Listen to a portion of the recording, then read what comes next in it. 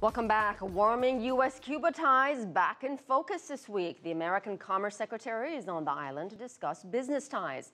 Penny Pritzker's visit follows the recent footsteps of Secretary of State John Kerry, who reopened the American embassy after 54 years. Diplomacy is one thing. Concrete economic changes, well, quite another story. CCTV's Michael Voss looks at how Washington's continuing trade embargo on Havana is affecting the lives of many ordinary Cubans.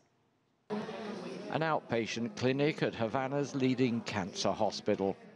Healthcare is free in Cuba, and despite the island's struggling economy, the government makes an effort to find funding for modern equipment and drugs.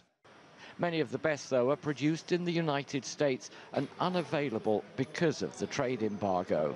There are some very specific American equipment, or some other have an important part from American patents. Equipment, we can't obtain that. But even with equipment purchased elsewhere, there can be problems.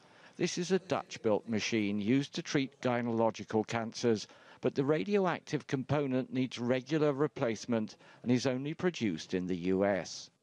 There is no alternative to these machines. We have 3 of them, and 2 are now out of service because we can't replace the radioactive component. Patients aren't being treated. They are in waiting lists, and this affects their survival rates and the quality of life. The health service isn't the only sector affected. The US trade embargo also applies to foreign manufacturers if their products contain more than 10% of American technology. They can't sell to Cuba.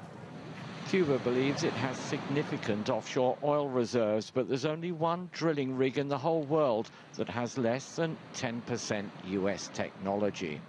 The country's airline was considering buying a fleet of European Airbuses, but ended up with Russian Antonovs instead. Getting access to credit is also a problem. We don't have access to international credit institutions, including the World Bank. We have to ask for credit sometimes at double-digit interest rates, when such institutions can offer credit usually at 5 or 6%. This makes our lives much more costly. Not all of Cuba's economic problems are caused by the US trade embargo, but in certain areas it does have an impact on people's daily lives. Michael Voss, CCTV, Havana.